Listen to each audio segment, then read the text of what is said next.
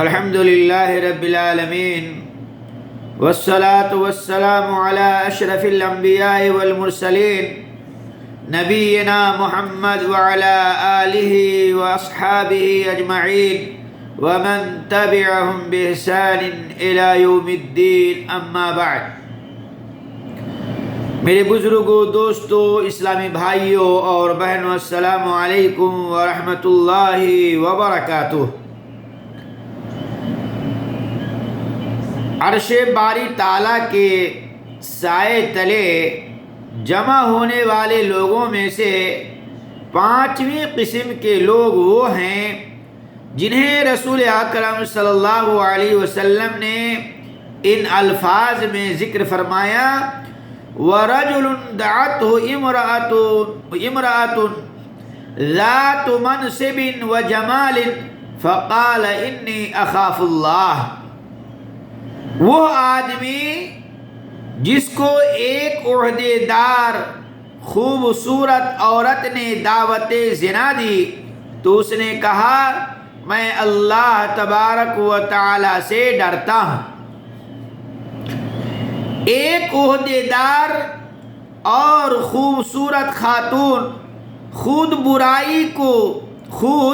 برائی کی دعوت دے رہی ہو تو اس سے بچنا بہت مشکل ہوتا ہے، لیکن اس شخص کے لیے یہ بڑا ہی آسان ہوتا ہے جو اللہ تبارک و تعالی سے ڈرتا ہو، جیسا کہ حضرت یوسف علیہ السلام کو بادشاہ کی بیوی نے اپنے شاہی محل میں دروازوں کو بند کر کے برائی کی دعوت دی تو انہوں نے کہا، معاذ اللہ، یعنی اللہ کی پناہ۔ یہ اس بات کی دلیل ہے کہ وہ واقعتاً اللہ تبارک و تعالی سے ڈرتے تھے۔ برادران اسلام، اللہ تبارک و تعالی سے ڈرتے ہوئے اس کی معصیت و نافرمانی کو چھوڑنا متقی اور پرہیزگار کی ایک اہم علامت ہے، اور جس شخص میں یہ علامت پائی جاتی ہو وہ یقیناً خوش نصیب ہے۔ اس کو اللہ تبارک و تعالی ایک تو راضی محشر میں اپنے عرش کا سایہ نصیب کرے گا، دوسرا اسے جنت میں داخل کرے گا۔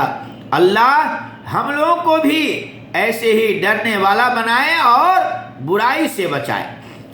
اللہ تبارک و تعالی کا فرمان ہے، وَأَمَّا مَنْ خَافَ مَقَامَ رَبِّهِ وَنَهَى النَّفْسَ عَنِ الْهَوَىٰ فَإِنَّ الْجَنَّةَ هِيَ الْمَأْوَىٰ۔ سورہ النازعات آیت نمبر 40 اور 41۔ ہاں، جو شخص اپنے رب کے سامنے کھڑے ہونے سے ڈرتا رہا ہوگا اور اپنے نفس کو خواہش کی پیروی کرنے سے روکا ہوگا تو اس کا ٹھکانہ جنت ہے۔ اللہ ہم لوگوں کو جنتی بنائے۔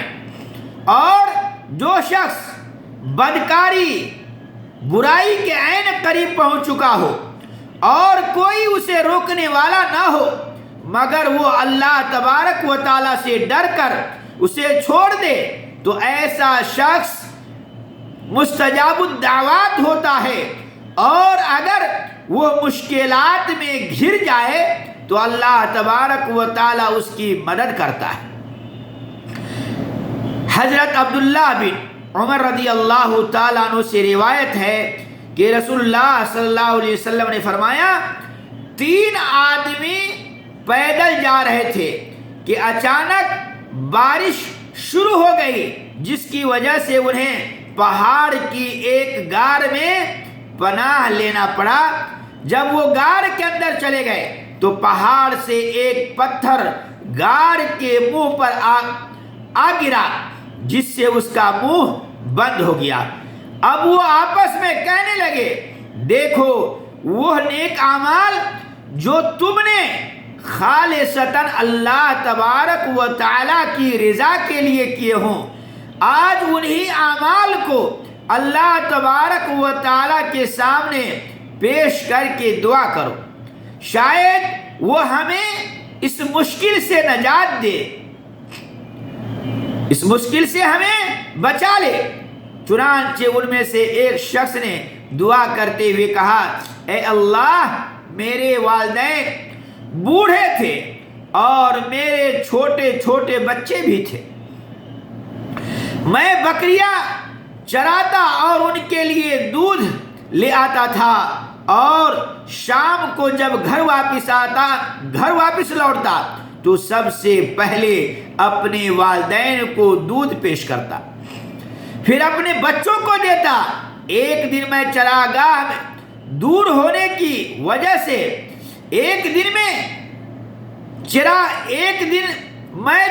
چراگاہ دور ہونے کی وجہ سے گھر سے تاخیر جا پہنچا، یعنی گھر میں تاخیر سے پہنچا، اتنا دور بکری چلانے چلا گیا، جس کی وجہ سے وہ کہہ رہے ہیں کہ میں بہت ہی لیٹ سے گھر پہنچا تو میں نے دیکھا کہ میرے والدین سو چکے ہیں۔ میں نے دودھ لیا اور ان کے سر کے قریب کھڑا ہو کر ان کے جاگنے کا انتظار کرنے لگا، اور میں اس بات کو پسند کرتا تھا کہ میں خود انہیں جگاؤں، اور یہ بھی نہیں چاہتا تھا کہ میں بچوں کو ان سے پہلے دودھ پلاؤں۔ حالانکہ بچے بھوک کی وجہ سے میرے پیروں کے قریب بلبلا رہے تھے، رو رہے تھے، لہذا میں اسی طرح ان کے جاگنے کا انتظار کرتا رہا۔ وہ سوئے رہے اور میرے بچے بلبلاتے رہے حتیٰ کہ فجر ہو گئی۔ اے اللہ، تجھے معلوم ہے کہ میں نے وہ عمل صرف تیری رضا کے لیے، تیری خوشی کے لیے کیا تھا، لہذا تو اس پتھر کو کم از کم اتنا ہٹا دے کہ ہم آسمان کو دیکھ سکیں۔ چنانچہ اللہ تبارک و تعالی نے اس پتھر کو کم از کم اتنا ہٹا دیا کہ وہ آسمان کو دیکھنے لگے۔ اللہ تبارک و تعالی نے ان کی دعا قبول کر لی اور وہ آسمان کو دیکھ لیے۔ اور دوسرے آدمی نے کہا، اے اللہ، میری ایک چچا زاد بہن تھی جس سے میں شدید محبت کرتا تھا، جیسا کہ مرد عورتوں سے محبت کرتے ہیں، چنانچہ میں نے اس سے اس کے نفس کا مطالبہ کیا، لیکن اس نے انکار کر دیا جب تک کہ میں اسے 100 دینار نہ دوں۔ میں نے کوشش کر کے 100 دینار جمع کر لیے، پھر اس سے ملا اور اسے 100 دینار دیے، اور جب میں اس کی ٹانگوں کے درمیان بیٹھ گیا تو اس نے کہا، یا عبداللہ اتق اللہ ولا تفتح الخاتم الا بحقہ، اے اللہ کے بندے، اللہ سے ڈر اور میری بکارت کو، میرے پردے کو بغیر نکاح کے ختم نہ کر۔ بھائیو، اللہ سے ڈرو، کسی کی عزت و آبرو کو تار تار کرنے کی کوشش نہیں کرو، اپنے ماں اور بہنوں کی عزت کی طرح سے دوسرے خاتون کی عزت و آبرو کو سمجھو، ورنہ قیامت کے دن اللہ تبارک و تعالی تمہیں جہنم کے اندر ڈھکیل دے گا اور اس کا سزا تمہیں بھگتنا پڑے گا۔ اللہ ہم لوگوں کو نیک بنائے اور کسی کی عزت و آبرو پر دھاوا ڈالنے سے بچائے۔ اللہ ہمیں عزت و آبرو کی حفاظت کرنے والا بنائے۔ اسی طرح سے کہتے ہیں کہ اب تیسرا آدمی دعا کرنے لگا، اس نے کہا، اے اللہ، میں نے کہتے ہیں کہ چنانچہ میں اسے چھوڑ کر چلا گیا، اس کی عزت کو تار تار نہیں کیا بلکہ وہ اسے چھوڑ کر چلا گیا۔ اے اللہ، اگر تو جانتا ہے کہ میں نے وہ کام تیری خوشی کے لیے، تیری رضا کی خاطر کیا تھا تو ہماری یہ مشکل ٹال دے۔ چنانچہ اللہ تبارک و تعالیٰ نے اس پتھر کو اور زیادہ ہٹا دیا۔ اب تیسرا آدمی دعا کرنے لگا، اس نے کہا اے اللہ میں نے ایک مزدور کو مزدوری پر لگایا اس شرط پر کہ میں اسے 3 سا کے برابر چاول دوں گا۔ جب اس نے کام پورا کر دیا تو اس نے کہا میری مزدوری مجھے دے دو۔ میں نے اسے مزدوری پیش کی تو وہ اسے چھوڑ کر چلا گیا۔ چنانچہ میں اسی کے چاولوں کو چاولوں کو کاشت کرتا رہا، یعنی کاشتکاری میں لگا دیا، یہاں تک کہ اس کے ذریعے گائے اور چرواہا جمع کر لیا۔ پھر وہ میرے پاس آیا تو کہنے لگا اللہ سے ڈر اور میرے اوپر ظلم نہ کر اور مجھے میری مزدوری دے دے۔ میں نے کہا جاؤ گائیں اور ان کا چرواہا لے جاؤ۔ اس نے کہا اللہ سے ڈر اور میرے ساتھ مذاق نہ کر۔ میں نے کہا میں تمہارے ساتھ مذاق نہیں کر رہا ہوں، جاؤ وہ گائیں اور چرواہا لے جاؤ۔ چنانچہ وہ لے کر چلا گیا